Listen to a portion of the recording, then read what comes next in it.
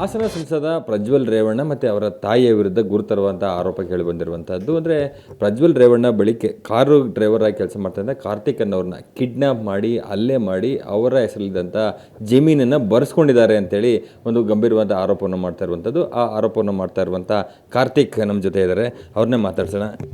ಯಾವಾಗ ಆಗಿದ್ದು, ಏನಾಯ್ತು ಆ್ಯಕ್ಚುಲಿ? ಸರ್, ಇದಾಗಿ ಮಾರ್ಚಲ್ಲಿ ಆಗಿರೋದು ಇನ್ಸಿಡೆಂಟು. ಎಲೆಕ್ಷನ್ಗಿಂತ ಇನ್ನು ಎಲೆಕ್ಷನ್ಗಿಂತ ಫಸ್ಟ್ ಆಗಿದ್ದು. ನಾನೊಂದು ಪ್ರಾಪರ್ಟಿ ತೊಗೊಂಡಿದ್ದೆ. ಆ ಪ್ರಾಪರ್ಟಿ ಬೇಕು ಅಂತ ಕೇಳಿದ್ರು, ನಾನು ಕೊಡಲ್ಲ ಅಂತ ಹೇಳಿದ್ದೆ. ಅದಕ್ಕೋಸ್ಕರ ನಾನು ಅಲ್ಲೇ ಡ್ಯೂಟಿಲಿದ್ದೆ, ಅವ್ರ ಮನೇಲಿ ಡ್ರೈವರಾಗಿ ಕೆಲಸ ಮಾಡ್ತಾಯಿದ್ದೆ ನಾನು. ಅದಾದಮೇಲೆ ನಾನು ರಜೆ ಇದ್ದಂಥ ಸಮಯದಲ್ಲಿ ಮತ್ತೆ ಮನೆಗೆ ಬಾ ಅಂತೇಳಿ ಕರೆಸ್ಕೊಂಬಿಟ್ಟು ಹೊಡೆದ್ಬಿಟ್ಟು ನನಗೆ ಎಲ್ಲ ಕೇಳಿದ್ರು. ನಾನು ಅದಕ್ಕೆ ಇಲ್ಲ, ನಾನು ಪ್ರಾಪರ್ಟಿ ಓನಾಗಿ ತಗೊಂಡ್ರೆ ನಾನು ಕೊಡಲ್ಲ, ಏನಕ್ಕೆ ಬರ್ಕೊಡ್ಬೇಕು ಅಂತೆಲ್ಲ ಕೇಳಿದೆ. ಅದಕ್ಕೆ ಅವರಿದ್ದವರು ನೈಟು 6 ಗಂಟೆಯಿಂದ 8:30 9 ಗಂಟೆ ಕರ್ಕೊಂಡು ಹೋದವರು 11 ಗಂಟೆವರೆಗೂ ನನಗೆ ಭಾಳ ಹಿಂಸೆ ಕೊಟ್ಟರು. ಅದಾದಮೇಲೆ 11:30 ನಾನು ಒಪ್ತಾ ಇದ್ದಿದ್ದಕ್ಕೆ ನಮ್ಮ ಮನೆಯವ್ರನ್ನ ಮನೆಯಿಂದ ಅಲ್ಲಿ ಲೋಕಲ್ ಪೊಲೀಸ್ನವ್ರನ್ನ ಯೂಸ್ ಮಾಡ್ಕೊಂಡು ಅಲ್ಲಿಂದ ಕರೆಸ್ಕೊಂಡು ನನ್ನ ಮುಂದೆನೇ ನನ್ನ ಹೆಂಡತಿಗೆಲ್ಲ ಹೊಡೆದು ಹಿಂಸೆ ಕೊಟ್ಟರು. ಅದಾದಮೇಲೆ ನಾನು ಸ್ವಲ್ಪ ಹೆದರ್ಕೊಂಡು ಬರ್ಕೊಟ್ಟೆ ಆಮೇಲೆ ಅವ್ರಿಗೆ.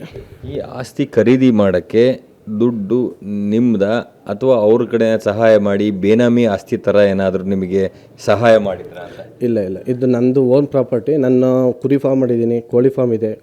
ನೀವು ಪೋಷಕರಾಗಲು ಕಾಯುತ್ತಿದ್ದೀರಾ? ಚಿಂತಿಸದಿರಿ. ಓಯಾಸಿಸ್ ಫರ್ಟಿಲಿಟಿ 90,000 ದಂಪತಿಗಳ ಜೀವನದಲ್ಲಿ ಸಂತೋಷವನ್ನು ತಂದಿದೆ. 7825893601ಗೆ ಕರೆ ಮಾಡಿ ಅತ್ಯದ್ಭುತ ರಿಯಾಯಿತಿ ಪಡೆಯಿರಿ ಹಾಗೂ ಎಲ್ಲರಿಗೂ ಗುಡ್ ನ್ಯೂಸ್ ಕೊಡಿ.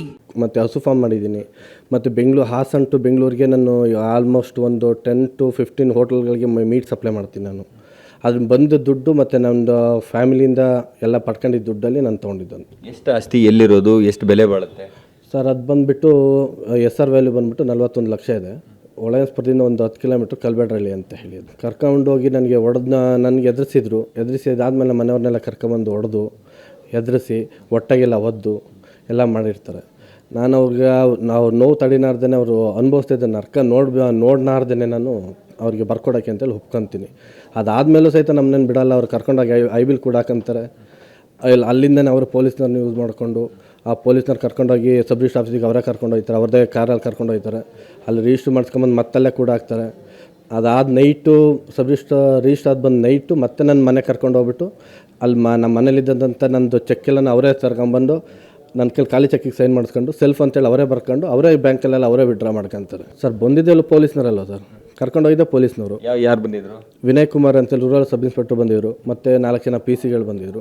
ನಾಗೇಶ್ ಅಂತೇಳಿ ಒಬ್ಬರು PC ಬಂದಿದ್ರು. ಅವ್ರದ್ದು CC ಕ್ಯಾಮ್ರಾ ಫುಟೇಜ್ ಇದೆ. ನಾನೇನು ಮಾಡಿದೆ, ಇದೆಲ್ಲ ಆದಮೇಲೆ ನಾನು ನಂದು ಬ್ಲ್ಯಾಕ್ ಮಾಡಿ ಅಂತೇಳಿ ಬ್ಯಾಂಕಿಗೆ ಕಂಪ್ಲೇಂಟ್ ಕೊಡ್ತೀನಿ. ಅದಾದಮೇಲೆ ಹಾಸನ SP ಗೆ DC ಗೆ ಡಿಸ್ಟ್ರಿಕ್ಟ್ ಸಬ್ ರಿಜಿಸ್ಟ್ರಿಗೆ IG ಗೆ ಎಲ್ಲರಿಗೂ ಕಂಪ್ಲೇಂಟ್ ಲಾಡ್ಜ್ ಮಾಡ್ತೀನಿ. ನನಗೆ ಈ ಥರ ಮೋಸ ಆಗಿದೆ, ದಯಮಾಡಿದ್ದು ನನಗೆ ನ್ಯಾಯ ಕೊಡಿಸಿ ಅಂತೇಳಿ ನಾನು ಎಲ್ಲರಿಗೂ ಪತ್ರದ ಮುಖಾಂತರ ಎಲ್ಲರಿಗೂ ಕಂಪ್ಲೇಂಟ್ ಲಾಡ್ಜ್ ಮಾಡ್ತೀನಿ. ಕಾನೂನು ಹೋರಾಟ ಮಾಡ್ತೀನಿ ಸರ್. ಕೋರ್ಟ್ಗೆ ಹೋಗೋದಾಗಲಿ ಮತ್ತು ಇನ್ನೊಂದು ರೀತಿ ಹೋರಾಟ ಮಾಡೋದಾಗಲಿ ಎಲ್ಲ ರೀತಿ ಹೋರಾಟ ಮಾಡ್ತೀನಿ. ಮತ್ತು ಈಗ ಎಲ್ಲ IG ಗೆ DG ಗೆ ಡಿಸ್ಟ್ರಿಕ್ಟ್ ಕಮಿಷನರ್ಗೆ ಬೆಂಗಳೂರು ಪೊಲೀಸ್ ಕರ್ನಾಟಕ ಪೊಲೀಸ್ ಕಮಿಷನರ್ಗೆ ಎಲ್ಲರಿಗೂ ಬರೆದು ಹಾಕಿದ್ದೀನಿ. ಅವ್ರ ಕಡೆಯಿಂದ ಇನ್ನೂ ಹ್ಯೂಮನ್ ರೈಟ್ಸಿಗೆಲ್ಲ ಕೊಟ್ಟಿದ್ದೀನಿ. ಆ ಕಡೆಯಿಂದ ಏನು ಬರ್ತದೆ ನೋಡ್ಕೊಂಡು ಕೋರ್ಟಲ್ಲಿ PCR ಹಾಕ್ತೀನಿ, ಕಾನೂನು ರೀತಿ ಹೋರಾಟ ಮಾಡ್ತೀನಿ. ಇದಿಷ್ಟು ಕಾರ್ತಿಕ್ ಹೇಳುವಂಥದ್ದು ಪ್ರಜ್ವಲ್ ರೇವಣ್ಣ ಅವರ ಚಾಲಕರಾಗಿದ್ದಂತಾರೆ. ಅಂದರೆ ನನ್ನನ್ನು ಕಿಡ್ನ್ಯಾಪ್ ಮಾಡಿ, ನನ್ನ ಪತ್ನಿಯನ್ನು ಕಿಡ್ನ್ಯಾಪ್ ಮಾಡಿ, ಅಸಾಲ್ಟ್ ಮಾಡಿ, ತನ್ನ ಹೆಸರಲ್ಲಿದ್ದಂಥ ಜಮೀನನ್ನು ಕಿತ್ತುಕೊಂಡು ಅದಕ್ಕೆ ಹಣ ಕೊಟ್ಟಂತೆ ಮಾಡಿ, ಅದಾದ ನಂತರ ಅವರೇ ಡ್ರಾ ಮಾಡಿಕೊಂಡು ನನ್ನನ್ನು ಬೀದಿಗೆ ತಂದಿದ್ದಾರೆ. ನನ್ನ ಕುಟುಂಬವನ್ನು ಮುಗಿಸುವಂಥ ಒಂದಷ್ಟು ಭಯವನ್ನು ಹುಟ್ಟಿಸುವಂಥ ಕೆಲಸಗಳು ಕೂಡ ಮಾಡಿದ್ದಾರೆ ಅಂತೇಳಿ ಆರೋಪವನ್ನು ಮಾಡ್ತಾರೆ. ಕ್ಯಾಮ್ರಾಮನ್ ರವೀಂದ್ರ ಜೊತೆ ರಮೇಶ್, ಏಷ್ಯಾನೆಟ್ ಸುವರ್ಣ ನ್ಯೂಸ್, ಬೆಂಗಳೂರು.